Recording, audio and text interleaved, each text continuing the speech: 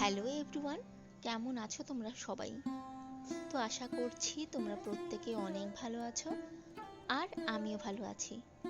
তো আজকে আমার রান্নাঘরে যেটা হচ্ছে সেটা হচ্ছে একটা পনিরের রেসিপি। তো পনির কিন্তু আমাদের প্রত্যেকের ভীষণ প্রিয়, বিশেষ করে বাচ্চাদের তো অবশ্যই। তো বাচ্চারা কিন্তু পনির দিয়ে ভাত খেতে ভীষণ ভালোবাসে। তো চলো আজকে ভীষণ সহজ উপায়ে একটা সুন্দর এবং নতুনত্ব একটা পনিরের রেসিপি তৈরি করা যাক। তো তার জন্য আমি যেটা নিয়েছি সেটা হচ্ছে পনির।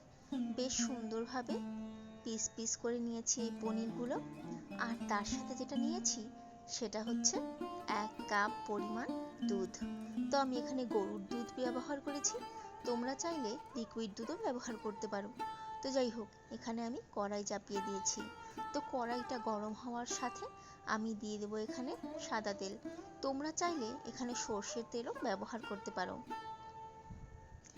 তেলটা হালকা গরম হয়ে আসলে আমি কড়াইটা নাড়িয়ে নিচ্ছি, যাতে করে তেলটা চারিপাশে বেশ সুন্দরভাবে লেগে যায়। তো আমার তেল একদম গরম হয়ে গেছে। তারপর এখানে প্রতিটা পনির আমি বেশ সুন্দরভাবে ভেজে নেব। খুব একটা শক্ত হবে না, তবে একদম নরমও না, মোটামুটি হালকাভাবে আমি পনিরগুলোকে ভালোভাবে ভেজে নেব।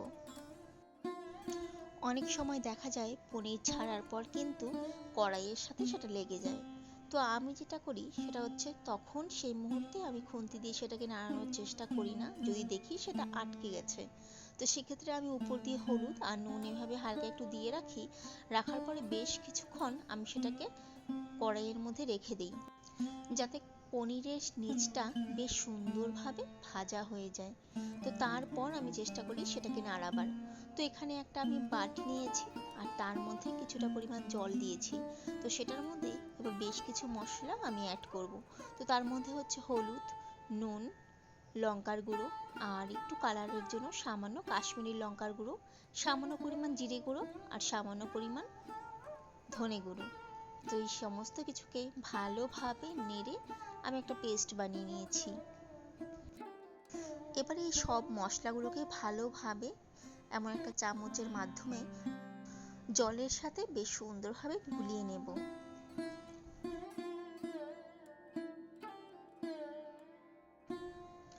আর এদিকে আমার পনিরগুলো কিন্তু বেশ সুন্দরভাবে ভাজা হয়ে যাচ্ছে। তো খুব একটা কড়াভাবে ভাজিনি, তো হালকাভাবে ভেজেছি, যাতে করে পনিরগুলো একটু নরম থাকে। তো পনির একটু নরম থাকলে সেটা কিন্তু বেশ টেস্ট একদম আলাদা হয়। তো এবারে আমি সমস্ত পনিরগুলো একে একে ভালোভাবে তুলে নিচ্ছি। আমার পনিরগুলো ভাজাও কমপ্লিট, তবে হ্যাঁ, দেখো আমার পনিরগুলো কিন্তু মচমচে ভাজা নয়।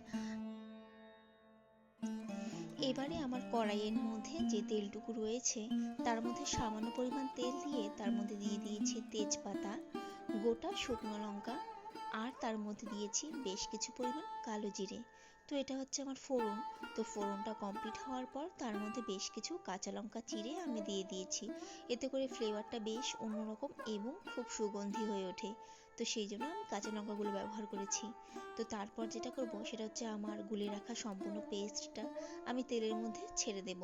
তো এবারে এগুলোকে সামান্য পরিমাণ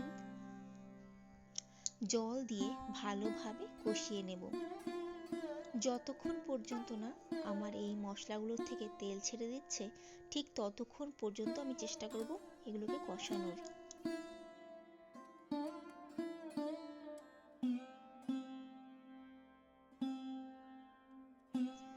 আচ্ছা, এবারে কিন্তু আমার একদম মশলাটা কষানো হয়ে গেছে। এবারে আমি চেষ্টা করব দুধটাকে একবারে নয়, 2 থেকে 3 বারে আমি দুধটাকে ঢেলে দেওয়ার চেষ্টা করছি, যাতে করে আমার মশলাটা কখনো ফেটে না যায়।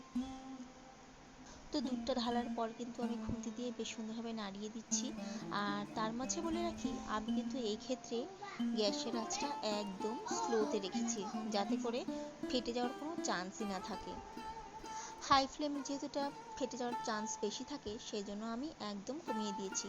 তো এবারে ঢেকে দিলাম, যাতে করে এটাকে বেশ সুন্দরভাবে কষিয়ে নেওয়া যায়।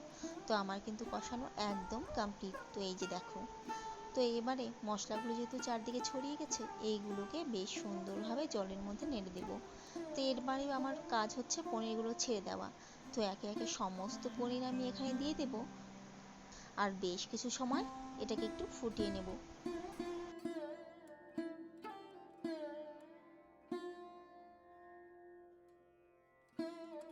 একদম শেষে যেটা আমি অ্যাড করব সেটা হচ্ছে সামান্য কিছু পরিমাণ চিনি।